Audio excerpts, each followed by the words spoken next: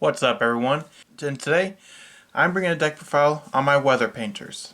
Now before we get into the video, I just want to mention that you can still vote for which deck you'd like me to do a deck profile on this month.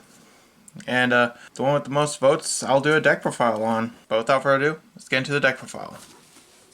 Now the Weather Painters, it's a deck I've had for a while. But for a while I couldn't even figure out how to even play this deck. It was just confusing me. And I kind of finally figured out, like, oh, so this is how it works. Now that I think about it, it's a much better deck than I originally thought it was. Now first off, I run 3 Weather Painter Thunder. One thing I like about Weather Painters is the monsters are pretty much all secret.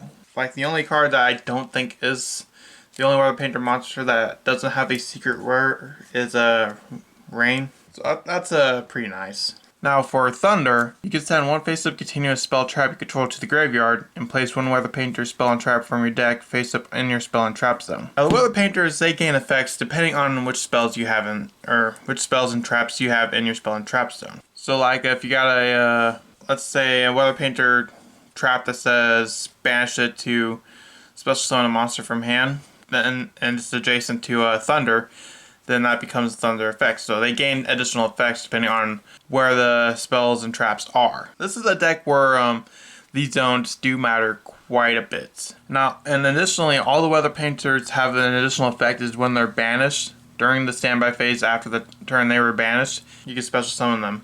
So that was the one thing that confused me the most. I'm like, so how do you actually build a board? Well, you have to do it. It takes a couple turns to kind of get going, but I've put in a few cards to kind of help with that. So you can definitely build a board with this deck. Next, I run 3 Weather Painter Snow. I don't have an actual copy because it's like $10, so I don't want to spend $30 for a deck I don't even know if I'm going to use. Now, Snow is the best Weather Painter, considering when this card is normal summon, you can place one Weather spell trap from your deck face up in your spell and trap zone.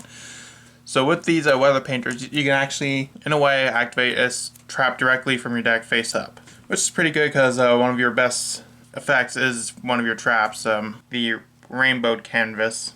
And it has the same secondary effect as Thunder, is when the turn after, the standby phase after it is banished, special summon it. Next, I run 2 Weather Painter Rain. If this card is special summoned, you can place one Weather spell and trap from your hand face up in your spell and trap zone. And it also has the additional effect like Thunder and Snow to special summon it when it's banished. Yeah, essentially the Weather Painters mainly revolve around getting their spells and traps into the spell and trap zone so they can gain additional effects. Some of them are actually pretty good though. Next, I run 2 Weather Painter Sun. Sun, if it's in your graveyard, you can send a face-up continuous spell and trap you control. Special summon this card in defense position. If you do, place a Weather Painter spell and trap from your hand face up in your spell and trap zone. So that one can summon itself from the grave. Next, I run 2 Weather Painter Cloud. As far as Cloud goes, if another face-up Weather card you control is sent to the graveyard, you can target up to 2 Weather spell traps in your graveyard and place them face up in your spell and trap zone. Lastly, I run the 1 Aurora. When this card is normal summon, you can place one Weather spell and trap from your hand, deck, or graveyard face up in your spell and trap zone. Your opponent cannot target Weather spell traps with card effects, and they cannot be destroyed by opponent's card effects. Now, I'd say this is probably the one you're going to use the least. That's why I have it at 1, because you have to normal summon, and it's a level 6, so you'd have to tribute summon. But even if you don't use that effect, you can still use the protection effect because it will protect your spells and traps. So that's it for my Weather Painter lineup. Next, I run 3 Ash Blossom and Joyous Spring and 2 Effect Veiler. Originally I did have 3 Effect Veiler, but I dropped it out for a 3rd copy of Impermanence. And also, I really love the Platinum rarity. I'd say that's probably one of my favorite rarities.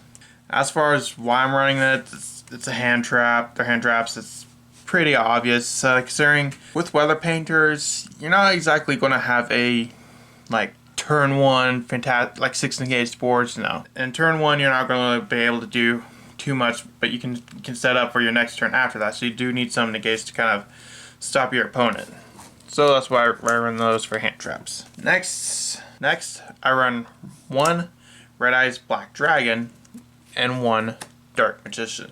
I actually have practiced with this one, and I'd say this is the thing I added in last because I'm like, I have some extra deck space, so what can I add? So I went with the Dragoon play, and it works out pretty well. Moving on to the spells, I run 3 Snowy Canvas. Now all the weather painters, or the weather spells and traps, have the effect to the weather effect monsters in your monster zone of this card's column and its adjacent columns gain this effect. So for Snowy Canvas, you can banish this card quick effect, add one weather card from your deck to your hand. Although the one downside to that is you cannot add cards from your deck to your hand for the rest of the turn, except by drawing.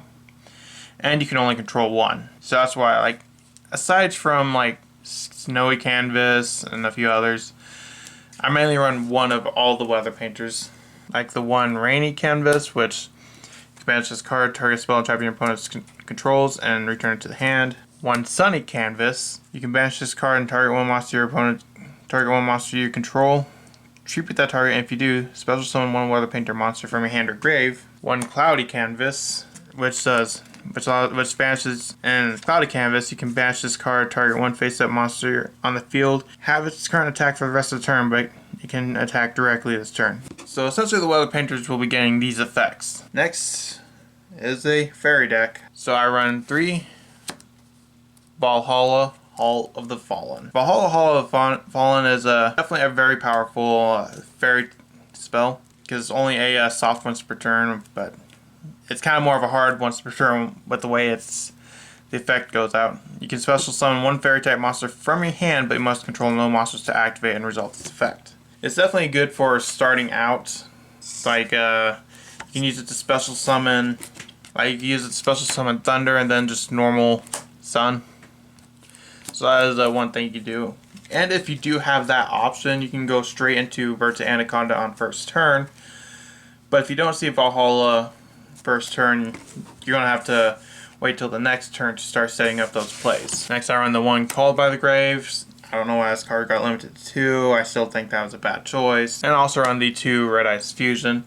I know some people run 1 Red Eyes Fusion, but in my opinion, running 1 Red Eyes Fusion just it's less than ideal, because I really want to get into those Dragoon plays, and if I draw Red Eyes Fusion, the whole thing's pointless. So I run 2 just in case I do draw 1.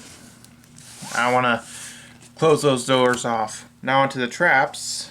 I run 3 Rainbow Canvas. I'd say Rainbow Canvas is probably the best out of the spells and traps, because Rainbow Canvas, if your opponent controls a monster, you can banish this card, special summon one weather monster with a different name from your deck. While sadly you can special summon monsters from the deck for the rest of the turn, it helps you set up for your Dragoon plays and anything else you want to do. Next, I run 2 Thundery Canvas. And at the start of a damage step, if this card battles the opponent's monster, you can banish this card, return that opponent's monster to the hand. So it's kind of like a compulsory evacuation device.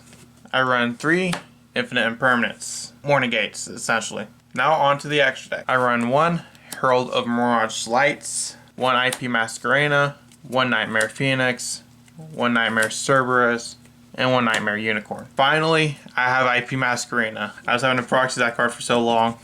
Same with Appaloosa. But this is definitely, I'd say, one of the favorite plays, because IP Masquerena is really powerful, especially being able to go into Phoenix, Cerberus, and Unicorn during your opponent's turn. That is very powerful.